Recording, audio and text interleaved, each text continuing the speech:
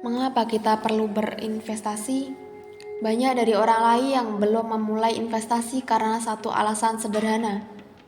Mereka tidak tahu mengapa harus berinvestasi, padahal jumlah uang 10 juta rupiah yang dimiliki saat ini tidak akan selalu memiliki nilai yang sama dalam 5 tahun ke depan.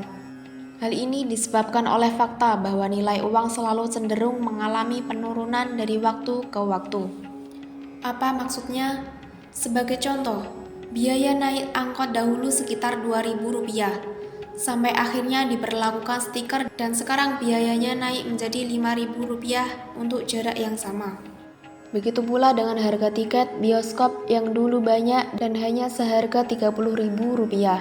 Namun sekarang sulit menemukan yang seharga itu karena rata-rata harga tiketnya kini sudah mencapai Rp50.000 bahkan Rp60.000.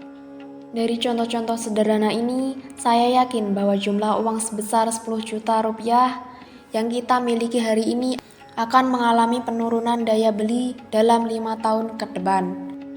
Lalu, apa yang harus kita lakukan untuk mencegah hal ini terjadi? Inilah sebabnya mengapa kita harus mulai berinvestasi. Investasi singkatnya adalah pengorbanan sebagian konsumsi hari ini dengan harapan bahwa apa yang kita korbankan akan menghasilkan lebih banyak lagi di masa depan. Jadi jika kita memiliki uang 10 juta rupiah hari ini dan memutuskan untuk menyimpan 2 juta di dalam celengan, itu bukanlah investasi, karena ketika celengan itu pecah 5 tahun, jumlahnya pasti akan tetap sama, tidak berkurang dan tidak bertambah. Kita perlu belajar cara menyimpan uang di tempat lain agar 2 juta yang kita miliki hari ini akan tumbuh lebih besar lagi dari 5 tahun ke depan. Ada 6 tempat untuk menyimpan uang yang akan saya jelaskan kali ini. Dari ke-6 tempat tersebut, ada yang bisa disebutkan investasi dan ada yang tidak. Tempat-tempat tersebut meliputi celengan, deposito bank, obligasi dan reksadana, dan saham. Celengan adalah tempat yang tidak dapat disebut investasi, karena uang yang disimpan di dalamnya tidak mengalami pertumbuhan dalam nilai. Kemudian, deposito bank memberikan bunga 0,64% per tahun dengan biaya admin sekitar Rp10.000 per bulan, yang pada akhirnya membuat saldo berkurang.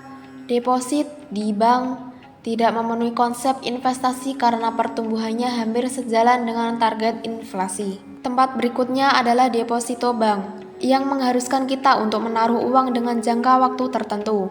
Namun pilihan deposito terbatas karena persyaratan minimum di beberapa bank dengan bunga deposito sekitar 4%. Uang 2 juta kita bisa bertumbuh 17% dalam 5 tahun.